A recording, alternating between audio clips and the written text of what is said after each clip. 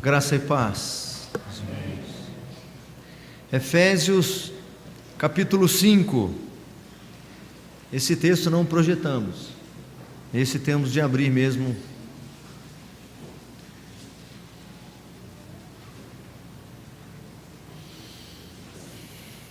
Efésios capítulo 5, seguindo a nossa sequência na exposição da carta do apóstolo Paulo aos Efésios,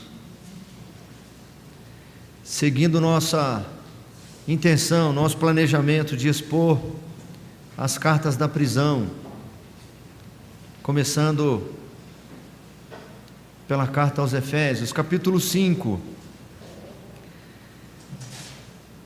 está apontado ali do verso 22 até o capítulo 6, verso 4, mas hoje nós leremos até o versículo 33, e se o Senhor permitir, na semana que vem, a gente vai nos outros 4 versículos lá do capítulo 6, Efésios 5, do 22 até o final do capítulo. Os irmãos acompanhem a leitura.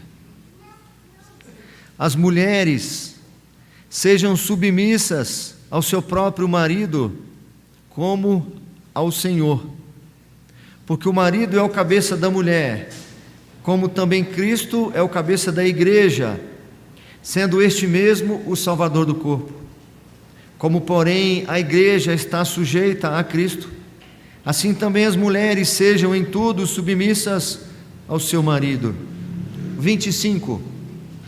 Maridos, amai vossa mulher, como também Cristo amou a igreja e a si mesmo se entregou por ela, para que a santificasse, tendo-a purificado por meio da lavagem de água pela palavra, para a apresentar a si mesmo igreja gloriosa, sem mácula, nem ruga, nem coisa semelhante, porém santa e sem defeito. Assim também os maridos devem amar a sua mulher, como ao próprio corpo. Quem ama a esposa, a si mesmo se ama, porque ninguém jamais odiou a própria carne. Antes, a alimenta e dela cuida, como também Cristo o faz com a igreja, porque somos membros do seu corpo. 31. Eis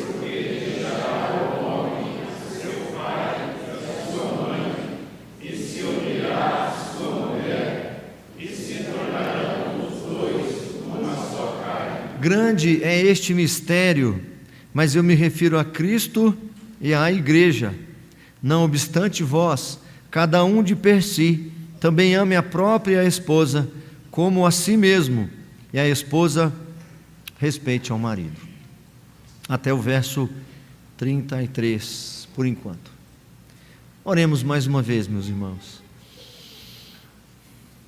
Senhor Santo, soberano, não estamos aqui, ó Pai, para cumprir uma rotina ou simplesmente uma obrigação semanal.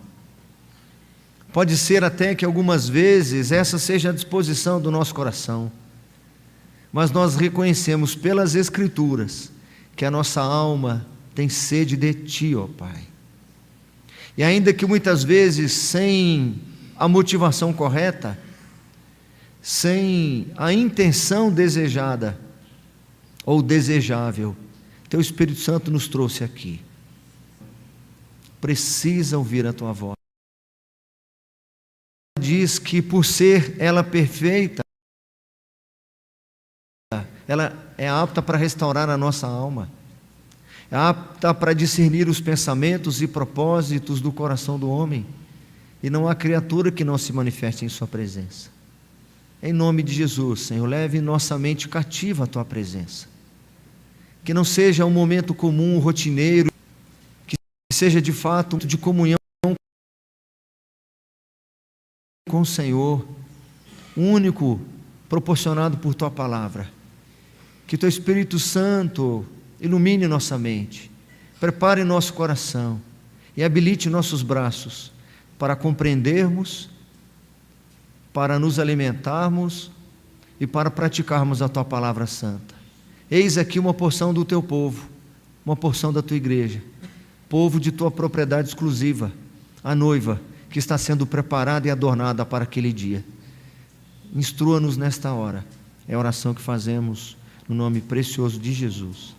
Amém. Nosso tema, que começou no capítulo 4, fala sobre o nosso santo procedimento. Os 3 primeiros capítulos nós já sabemos que o apóstolo Paulo revela as benesses que recebemos da parte de Deus, as bênçãos espirituais, graciosamente concedida a cada um que compõe a igreja de Cristo.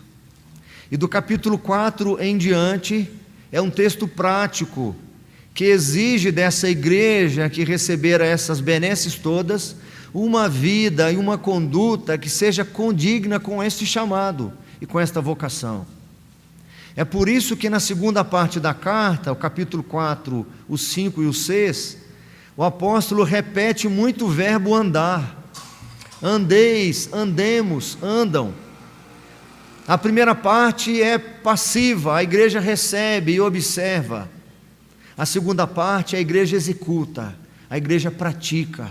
A primeira parte fala de uma igreja que apenas é passiva na recepção de bênçãos de Deus. E a segunda parte, uma igreja que é ativa, que é completamente ativa, justamente por conta das bênçãos recebidas da parte do Senhor. Não dá para inverter. Uma igreja que foi salva, um povo que agora foi separado do seu costume antigo, das suas práticas antigas e de como o mundo anda. Essa igreja agora demonstra a sua vocação, ou o seu chamado, ou a sua vocação.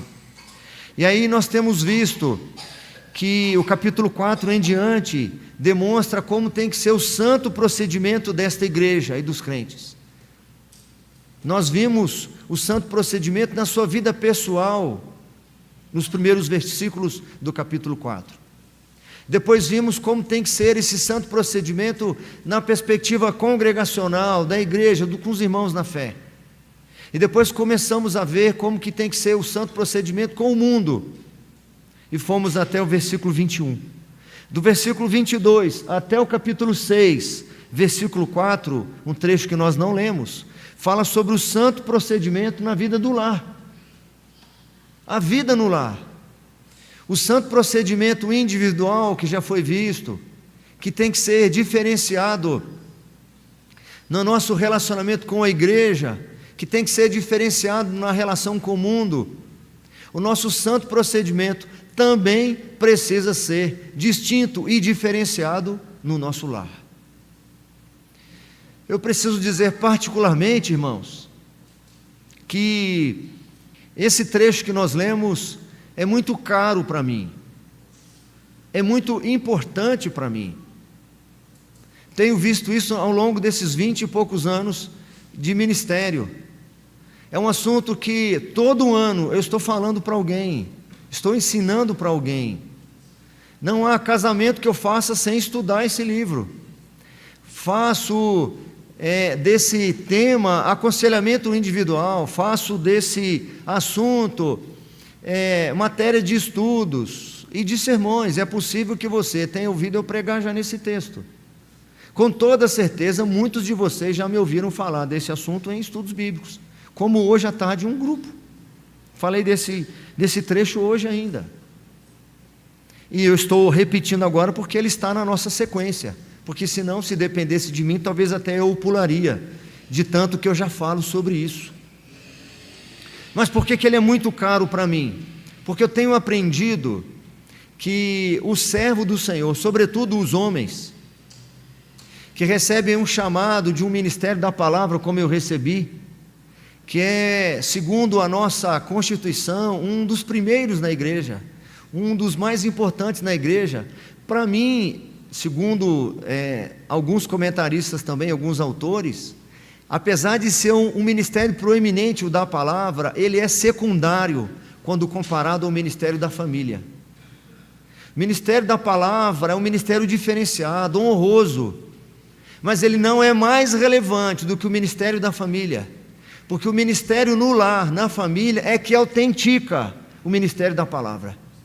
Não há possibilidade de um ministério exitoso na pregação da palavra, se não for primeiramente exitoso no lar. E a recíproca não é verdadeira. É possível você ter um ministério abençoado, exitoso familiar, e não ter um chamado do ministério da palavra. Mas você não pode ter o ministério da palavra se você não tiver primeiro um ministério exitoso no seu lar. E por que ele é peculiar para mim? Porque não é possível fazer o que eu faço se não tiver minimamente um lar equilibrado, demonstradamente seguindo os padrões do Senhor. É onde eu devo ser aferido em primeiro lugar. É onde eu sou testado. E aí serve para todos os homens. Todo o nosso crédito deve vir a partir de uma observação da nossa própria casa. Jonathan Edwards diz que todo lar crente deveria ser demonstrável, ou seja, ele diz mais ou menos assim, abre meia aspas, porque eu não vou lembrar da citação totalmente de cor, que todos que se aproximam do seu lar deveriam perceber que Cristo reina naquele lugar. Então eu sou desafiado constantemente, quando eu falo sobre isso, a ter um padrão, um empenho, uma dedicação, em primeiro lugar, no que se refere ao meu lar. Vamos lá. A partir desse texto, eu destaco pelo menos três verdades que são relevantes para nós, para que tenhamos um santo procedimento na nossa vida do lar. Em primeiro lugar, é preciso conhecer o propósito para o casamento. E qual é? Revelar a relação de Cristo com a igreja. Eu já disse essa frase de outras maneiras. Então, para quem já acompanhou muitos estudos meus nesse texto, isso, ou colocado dessa forma, é novidade. Então, em primeiro lugar, num texto em que o apóstolo Paulo está falando do relacionamento familiar para a igreja, demonstrando que uma coisa tem tudo a ver com a outra. Não é possível compartimentar uma vida espiritual, santa e consagrada, no que se refere, ou compartimentada em momentos de culto, uma vida consagrada no que se refere a ambiente religioso ou programações religiosas, e ter um outro comportamento profano no que se refere à minha casa. Uma coisa precisa refletir a outra.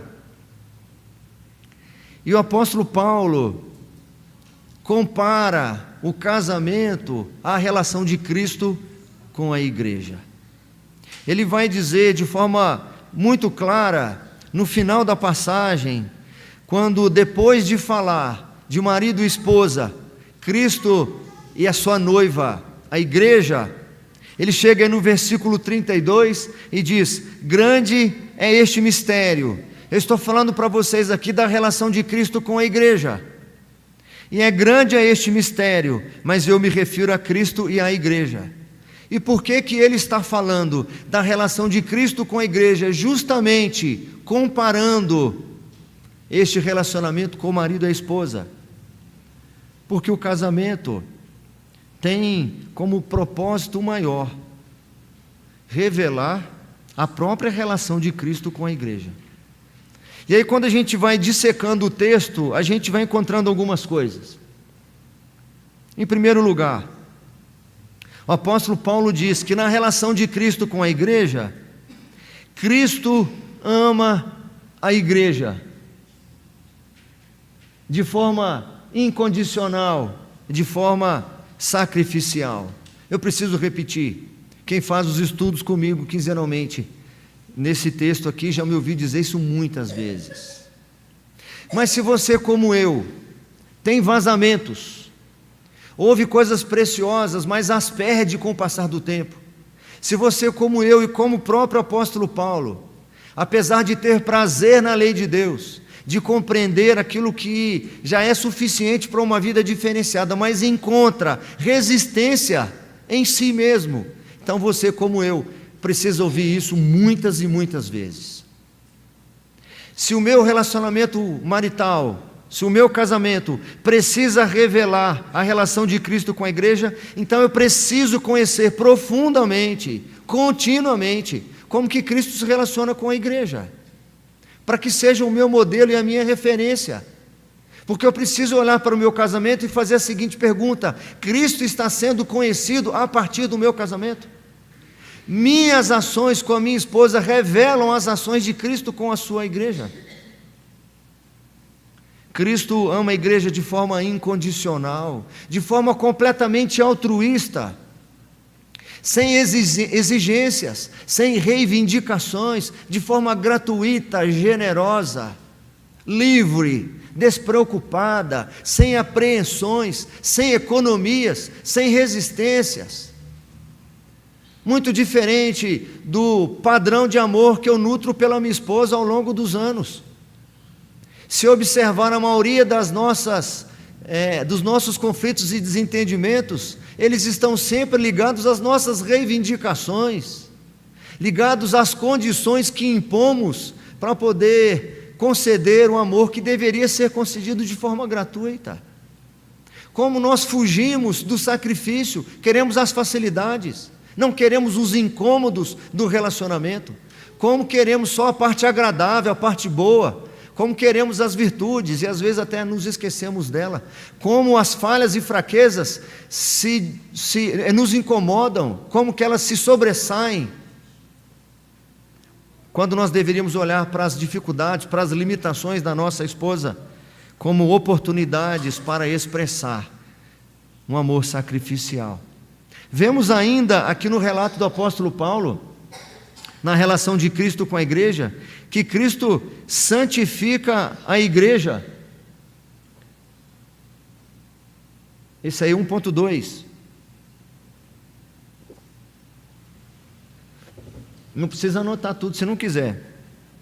Mas Cristo santifica a igreja ao exercer seus ministérios de rei, sacerdote e profeta.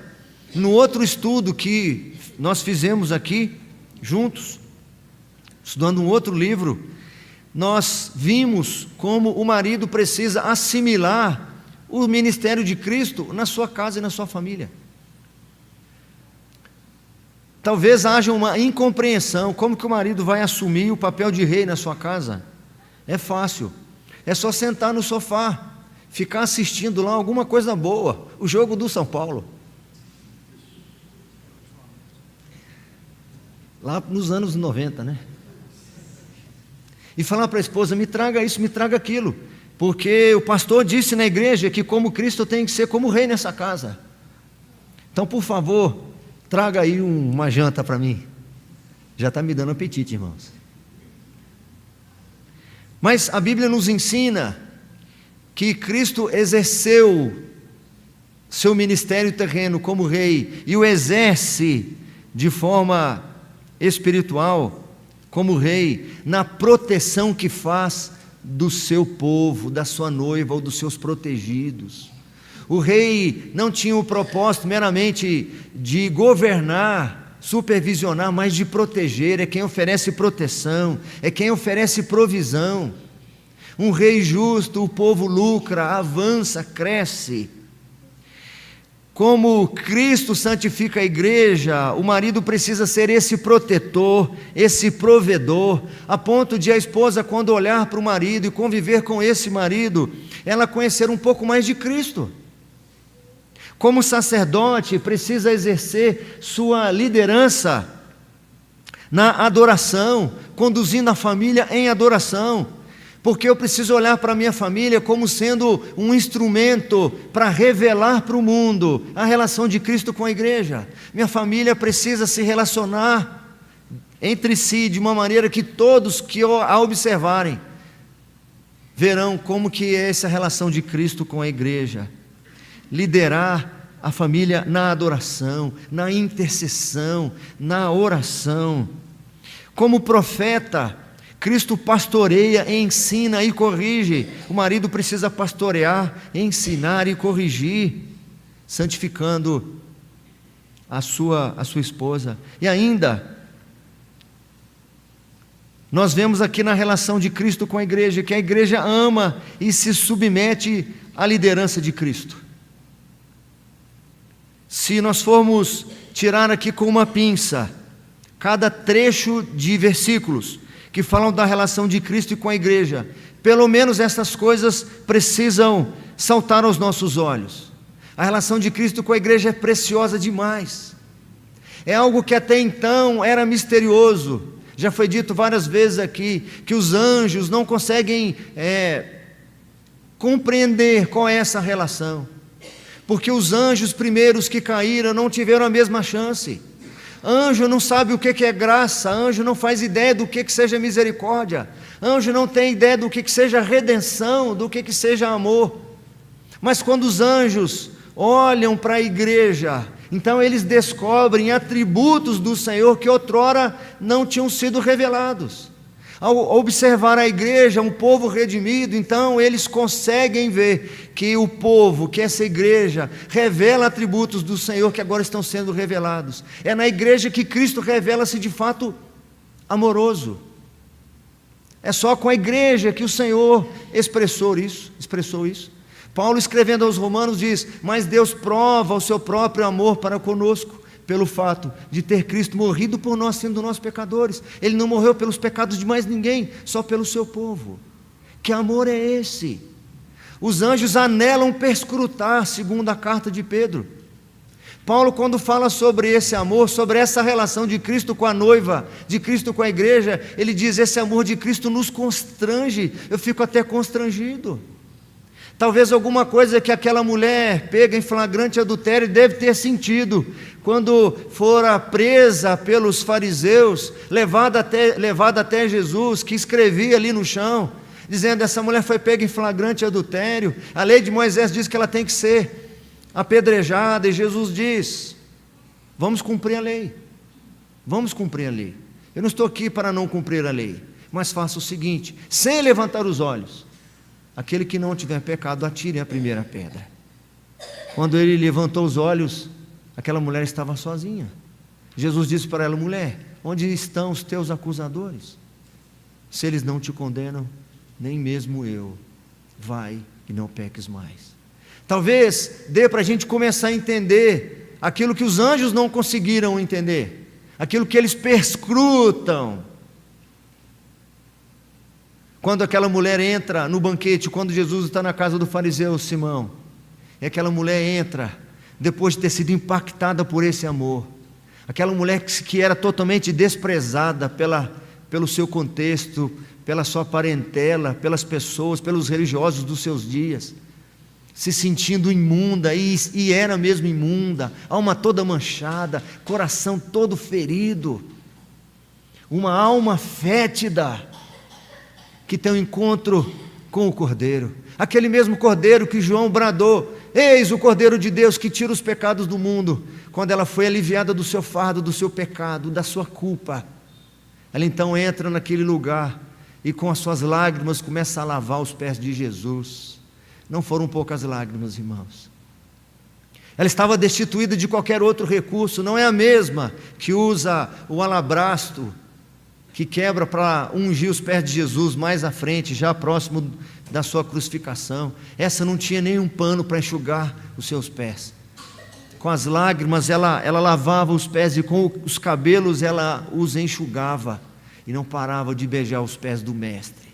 Aquele amor que impactou sua vida, que fez dela aliviada da culpa que pesava sobre o seu coração, a condenação eterna que pesava sobre a sua alma. Que amor é esse? Que amor é esse? A resposta vem aqui. Observem aqueles maridos crentes no trato com as suas esposas. Observem a relação das esposas crentes com esses maridos. Observem essa relação de amor incondicional, de amor sacrificial. Olha, por outro lado, a relação de rendição da igreja em relação a Cristo. A igreja não resiste ser protegida por Cristo. A igreja não resiste ser sustentada por Cristo. A igreja jamais diria para Cristo: eu não quero depender de Cristo, não. Nós precisamos depender de Cristo, não. Eu posso me sustentar. Eu posso encontrar todos os meus recursos. Em segundo lugar, para conhecermos ou para termos um santo procedimento na vida do lar, é preciso conhecer o papel dos maridos. Nós falamos da relação de Cristo com a igreja e da igreja com Cristo, como referência, como modelo, como padrão para os maridos. Os maridos precisam conhecer o seu papel. Em primeiro lugar, o papel dos maridos tem a ver com a sua missão. E a missão dos maridos é conduzir a sua família a esse propósito divino. Eu preciso olhar para o meu casamento, não como meio de encontrar satisfação, de encontrar suprimento para os meus anseios e necessidades. Eu preciso olhar para o meu casamento como entendendo que esta relação precisa revelar a relação de Cristo com a igreja. Eu preciso olhar para algo que é muito maior do que a minha vontade, olhar para algo que é muito maior do que simplesmente os meus suprimentos, os meus interesses, os meus agrados. Tem muito mais coisa em jogo. Eu não faço porque eu acho bonito, eu não faço porque eu gosto, eu não faço porque me dá prazer, eu faço porque assim Cristo é melhor conhecido na minha casa. Cristo será melhor conhecido pelas pessoas que conhecem a minha família. Eu tenho uma missão, preciso conduzir minha família para esse propósito. É algo muito maior do que eu. É por isso que não cabe no meu vocabulário, não cabe no nosso vocabulário, por exemplo, romper, porque não há rompimento de Cristo com a noiva. Não pode estar no meu vocabulário, por exemplo, a amargura, o ressentimento, a vingança. Não pode estar na minha conduta, porque se o meu casamento precisa revelar a relação de Cristo com a igreja, então eu não posso de maneira nenhuma, como diz o próprio texto aqui, nos versículos anteriores, eu não posso colocar o sol sobre a minha ira, eu não posso deixar para o outro dia essa amargura com a minha esposa. Eu tenho uma missão que é desafiadora. Eu preciso lutar contra o meu orgulho, que muitas vezes é ferido, é afetado. Eu preciso lutar contra as minhas ofensas. Eu preciso lutar muitas vezes contra a falta de reciprocidade. Não tem a ver comigo, não tem a ver com você. O seu casamento tem a ver com Cristo e a igreja. Muda a minha perspectiva, muda a minha maneira de ver. Não é algo meramente horizontal, não é algo meramente social, não é algo meramente cultural. É algo espiritual.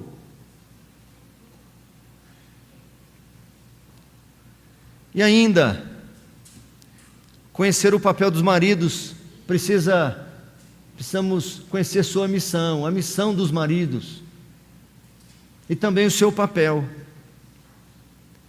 Toda vez que eu digo isso, me remete à dramaturgia, quando um ator assume o papel de alguém que não é a sua função. Então um ator assume um papel de médico, assume um papel de um doente, e aí dizem aí os entendidos que ele vai fazer o laboratório, vai lá conhecer a realidade daquela profissão, ou enfim, daquele personagem que ele vai assumir. Então ele assume o papel. O marido precisa entender que ele não vai ser Cristo, mas ele tem que assumir o papel de Cristo. Isso significa que o seu papel é o de ser com a esposa, como Cristo é com a igreja. Para que eu consiga conduzir minha família para esse propósito divino, de ter esse santo procedimento, eu preciso assumir esse papel. Quando o apóstolo Paulo, aqui em alguns versículos anteriores, ele fala sobre nós nos despirmos do velho homem e nos revestir do novo homem. O velho homem era eu mesmo, e o novo homem é agora criado à imagem de Cristo. Esse novo homem agora é como Cristo, não na proporção, na quantidade, mas no padrão, no modelo. É como Cristo. Eu preciso agir como Cristo, pensar como Cristo, sentir como Cristo. Eu preciso cultivar a minha espiritualidade para que eu me pareça com Cristo. É por isso que lá nos primeiros versículos do capítulo 4, ele fala do santo procedimento. Ele diz: rogo-vos, pois eu, prisioneiro do Senhor, que andeis de modo digno da vocação que fostes chamados, com toda humildade e mansidão. Primeiro eu preciso ser esse crente, eu preciso ser essa nova criatura, para que eu seja de fato imitador do Senhor. Ele vai dizer aí no capítulo 5, no verso 1, sede, pois, imitadores de Deus como filhos amados. E no 2, e andai em amor, como também Cristo nos amou e se entregou a si mesmo por nós, como oferta e sacrifício a Deus, em aroma suave. Não vai ser fácil, meus irmãos, nunca é fácil deixar de ser quem você é. Porque quem nós sempre fomos está tão arraigado em nós. Velhos costumes, velhos hábitos, desvios do nosso caráter, estão tão arraigados em nós que nos impede muitas vezes de enxergar quem nós somos. Na maioria das vezes nós temos uma falsa impressão de quem nós somos. Nós achamos que somos mais e melhores do que realmente somos, que estamos recebendo menos do que merecíamos. Mas eu preciso de uma vez por todas reconhecer: eu não posso ser mais quem eu era. Eu não posso mais bater o pé e dizer: eu sempre fui assim. Eu tenho que fugir daquela chamada síndrome de Gabriela: eu nasci assim, eu cresci assim, eu vou ser sempre assim. Eu preciso com avidez desejar essas mudanças, rogar ao Senhor uma transformação de mente e de coração, olhar para as falhas da minha esposa como oportunidades para expressar virtudes. Como que eu posso expressar o amor? No desamor, muitas vezes. Como eu vou expressar a paciência? Na provocação.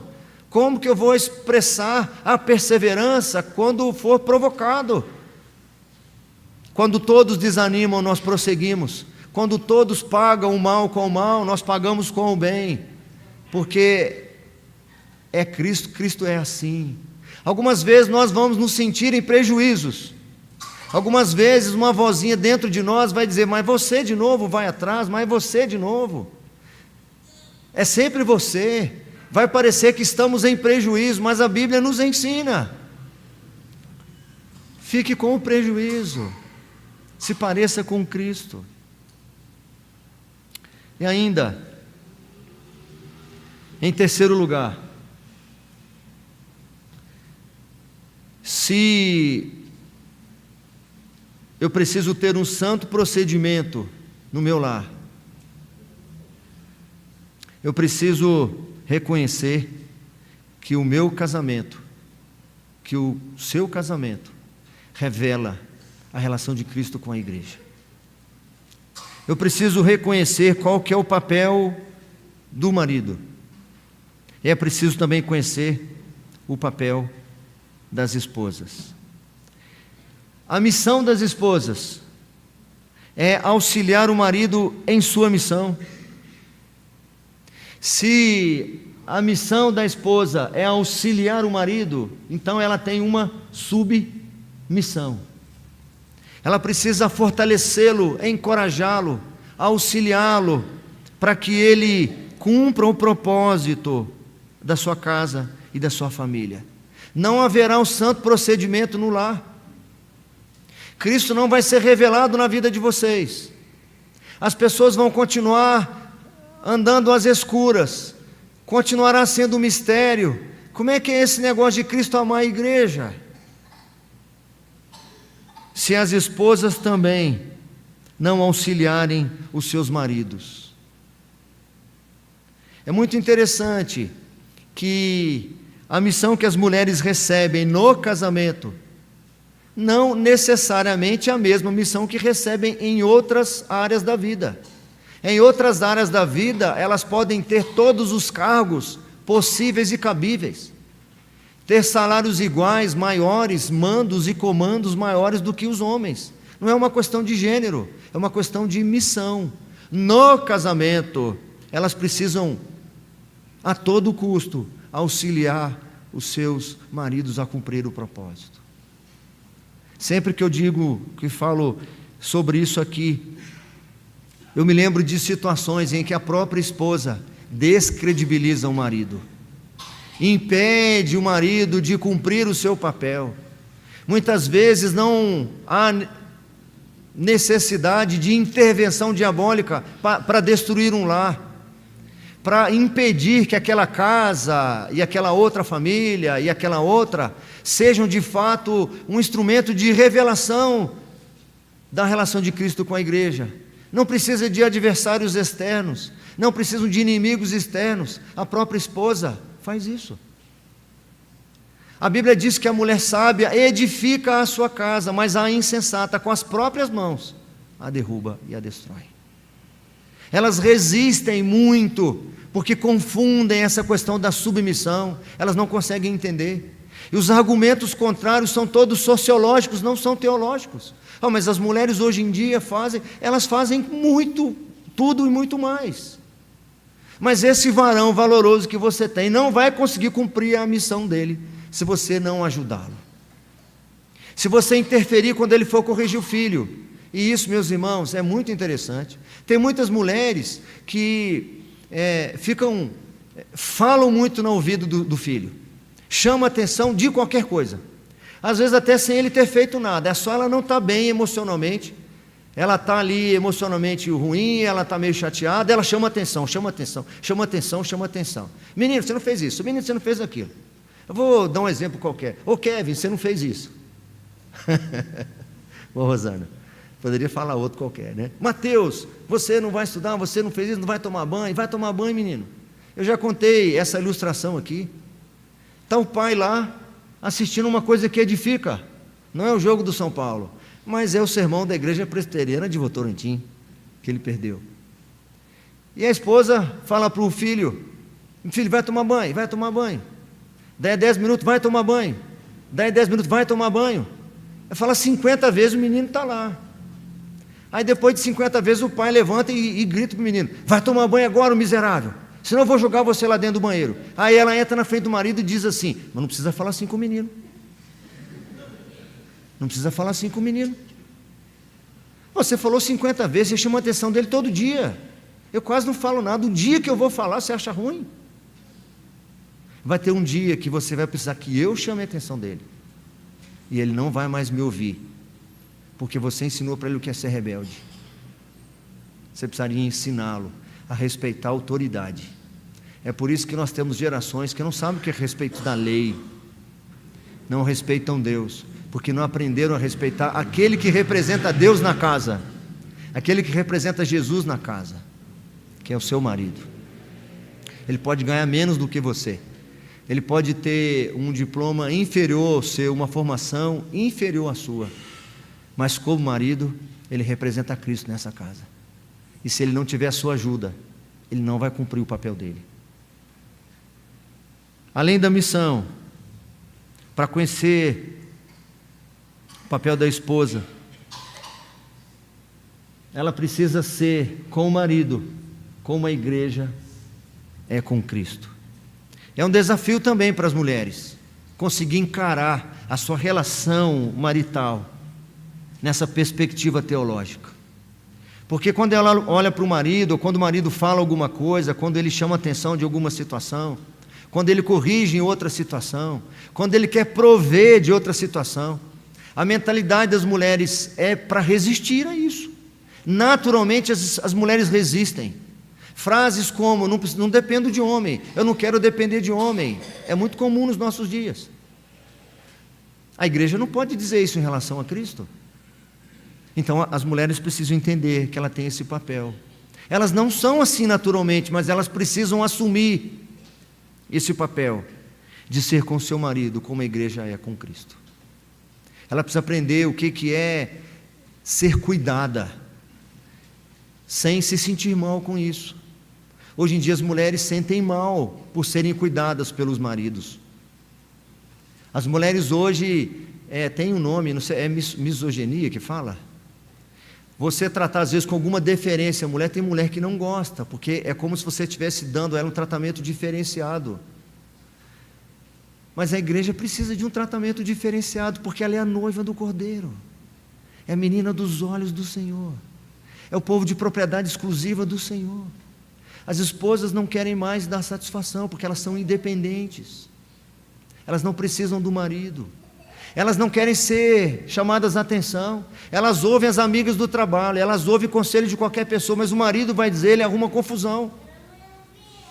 Tem marido, meus irmãos, que para poder dar um conselho para a esposa, ele tem que dar um toque em alguém, tem que pedir para a irmã dela falar, dá um toque na sua irmã, ela fala assim, porque se eu falar, ela não aceita.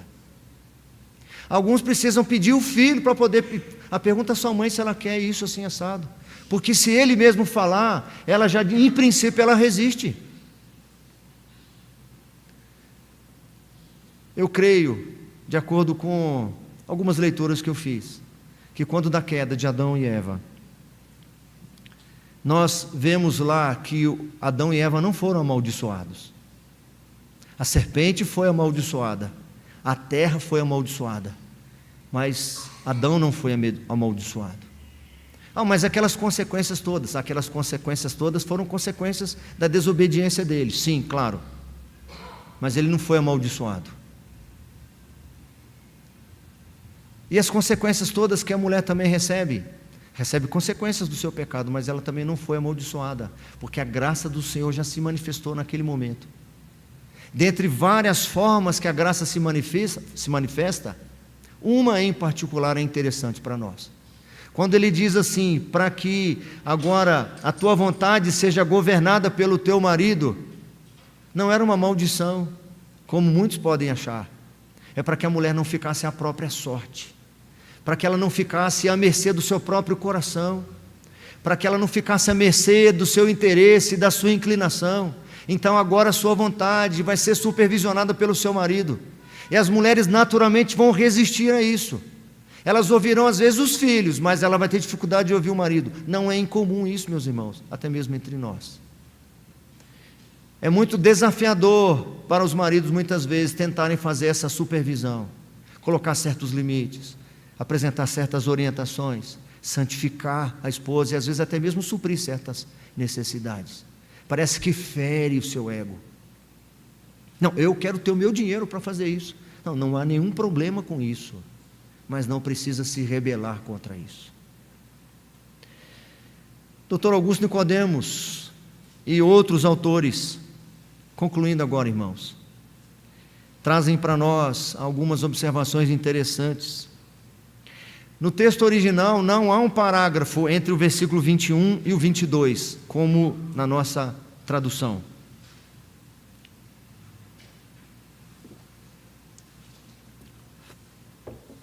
Aqui o apóstolo Paulo emenda os assuntos. Significa, por ora, volta aí no capítulo 4, por favor,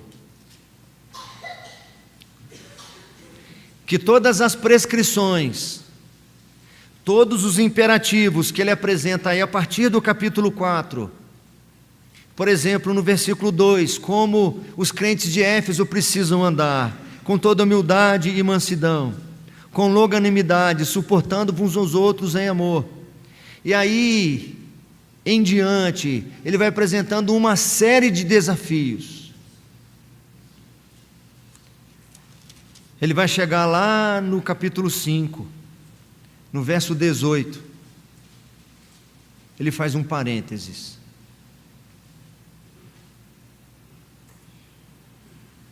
E não vos embriagueis com vinho no qual há dissolução, mas enchei-vos do Espírito. Como que nós vamos andar com toda humildade, longanimidade e mansidão? Como que nós vamos nos despir do velho homem e nos revestir do novo homem, que está aí nesse trecho? Como que aquele que mentia não vai mentir mais? Como que aquele que furtava não vai furtar mais? Como que agora essa igreja vai viver um santo procedimento? Não vai viver mais como os gentios vivem agora, sendo cheios e abastecidos do Espírito Santo. E o que ele vai dizer a partir do versículo 22, ele fecha o parênteses no 21, e ele retoma: as mulheres sejam submissas ao seu próprio marido como ao Senhor. Como conseguiremos, Senhor? Não se embriagando com vinho, com a dissolução, mas se enchendo do Espírito Santo. Como que diz aí, por exemplo, no 25, os maridos vão amar a sua esposa, como também Cristo amou a igreja, sendo cheios do Espírito Santo. Todas as prescrições anteriores e as posteriores encontram um suprimento, um recurso que está à nossa disposição: sermos cheios do Espírito Santo. Não dá para amar uma pessoa que nos incomoda, nos irrita, que tem falhas, fraquezas e defeitos, como Cristo amou a igreja. É impossível para nós amarmos sem sermos afetados, feridos. É impossível santificar alguém que muitas vezes resiste a isso. É quase impossível para nós amar alguém que está dizendo assim: crucifica-o, crucifica-o, crucifica-o. É quase impossível, é impossível para nós andarmos com toda a humildade, mansidão e longanimidade, dependendo apenas dos nossos recursos. Nós carecemos de ser cheios do Espírito Santo. Nós precisamos de exercícios constantes para esse enchimento. Ele dá algumas sugestões para nós: falando entre vós com salmos. A Escritura precisa ser base dos nossos assuntos, precisa ser assunto das nossas conversas, entoando e louvando de coração o Senhor com hinos e cânticos espirituais, dando sempre graças por tudo a nosso Deus e Pai. Precisamos cultivar a gratidão, em nome de nosso Senhor Jesus Cristo, sujeitando-nos uns aos outros no temor de Cristo.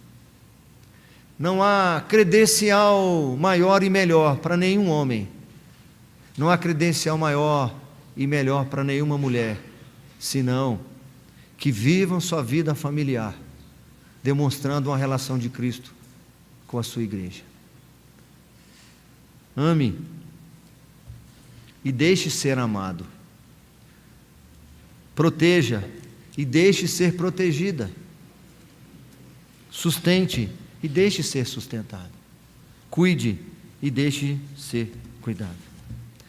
Que para a minha vida, para a vida de todos que estão aqui, nós sejamos desafiados a ter uma vida familiar. Que todos que passarem por perto da nossa família percebam que Cristo mora nesse lugar. Que Cristo seja conhecido muito mais do que o que falamos, mas pelo que vivemos com a nossa família. Que Deus tenha misericórdia de nós.